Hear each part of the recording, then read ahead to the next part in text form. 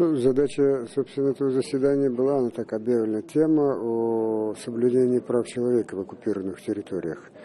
И в основном на этом мы концентрировали свое внимание, особенно Валентина Самар. Но я говорил и по всей вообще ситуации, об обоснованности вот этой оккупации, о тех доводах Российской Федерации, насколько они не обоснованы, и свои опасения. Мои опасения сводились к тому, что, во-первых, мы считаем, что предпринимаемые сейчас санкции против агрессора такие, как булавочные уколы слону. Если так будет, то вряд ли Россия покинет оккупированные территории. Если вот такой будет подход превалировать, то украинцы по праву будут считать себя обманутыми. И уже растет мнение о том, что нас обманули, и поэтому нам надо срочно возвращаться к ядерному статусу.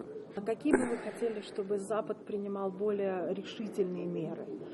Я знаю, военные действия какие-то? В том числе и военные, конечно. Я это говорил и в Брюсселе, на штаб-квартире НАТО, куда меня приглашали, где присутствовали все послы всех 28 стран НАТО.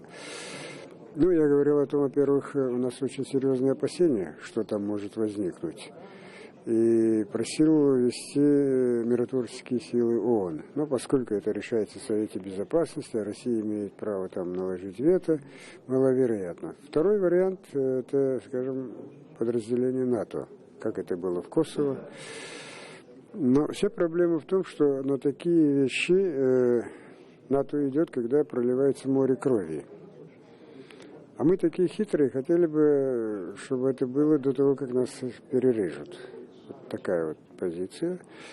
Но, насколько я понял, они не ведут, вообще пока не обсуждается вопрос военного вторжения. Правильно ли я поняла, что внутри крымских татар сообщества есть раскол? Одни, в общем, не ведут переговоры и рассматривают возможность того, что все-таки Крым останется в составе России, это будет автономия в составе России, а другие против этого и хотят, чтобы это была автономия в составе Украины. Или, может быть, я вообще... Я бы не сказал, это раскол, просто, может быть, наверное, разный подход. Кстати, я на этом Курултае не был, но там превалировало такие мнения. Вот смотрите, никто нас не собирается защищать.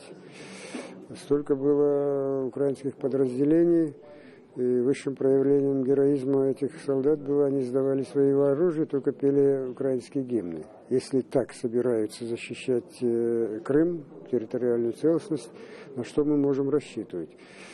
Поэтому очевидно, что эта оккупация продлится, может быть, на долгие годы, а народу надо как-то существовать, как-то решать их проблемы, и, может быть, есть целесообразно там в структурах власти кого-то иметь.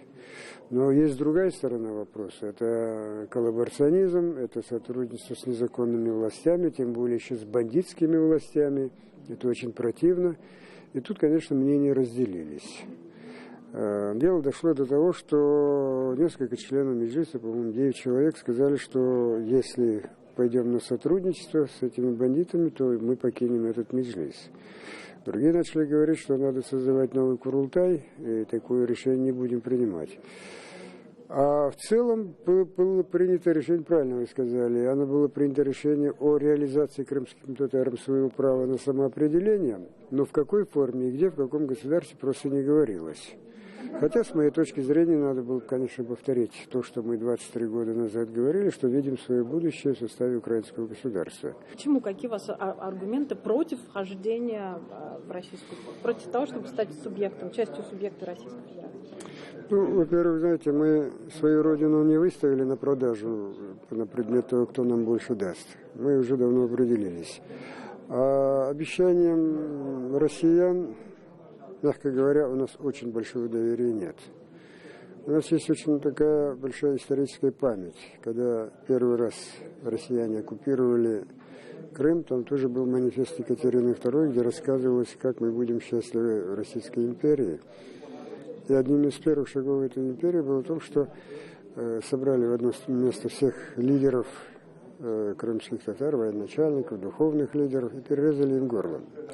А потом началось систематичное выдавливание крымских татар со своей территории. И в результате нескольких десятилетий мы на своей родине оказались национальным меньшинством. А в 1944 году поголовная депортация. Нас совершенно не устраивает, мы это считаем возмутительным, когда в России мыслят категориями XIX века. Мы когда-то завоевали эту территорию, а посему это должна быть русская земля. Это очень нездоровый подход, он может привести к очень плачевным последствиям, если вот так подходить. Там нет уважения действительно к праву народов на самоопределение. А то, что они придумали, что крымский народ имеет право на самоопределение, это абсурд. Крымского народа как такового нет. Есть коренной народ, есть переселенцы из внутренних областей России.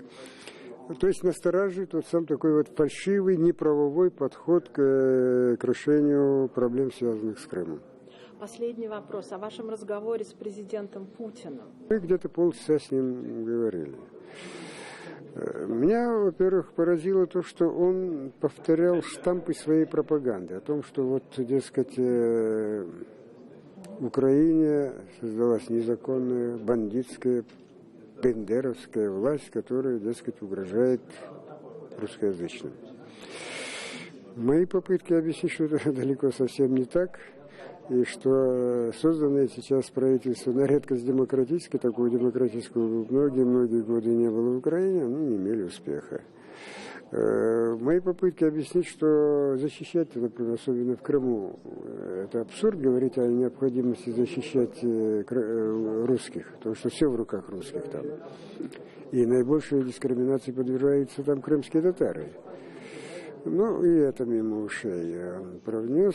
Он говорил, что нужно определить мнение крымского народа. Но опять-таки мои попытки объяснить, что такого крымского народа нет. Есть коренной народ, а у нас волеизлияние такое. Он, правда, сказал, что другого ответа от меня, собственно, и не ждал, ибо любой патриот своей страны должен говорить так, как я говорю. Но в то же время он снова повторил, что надо подождать референдума. Правда, говорил и о том, что Россия может решить все свои наши проблемы, в том числе правовые, земельные и социальные, значительно быстрее, чем это сделала Украина в течение 23 лет. Но вы ему не верите? Не верил, не то, что не верил, я ему сказал, конечно, мы будем признательны России за помощь в решении наших проблем, тем более, что при депортации и геноциде крымско-татарского народа Крым был в составе России, и ответственность России за это преступление довольно высока. Но давайте эти проблемы решать после вывода иностранных войск и в рамках целостности нашего государства.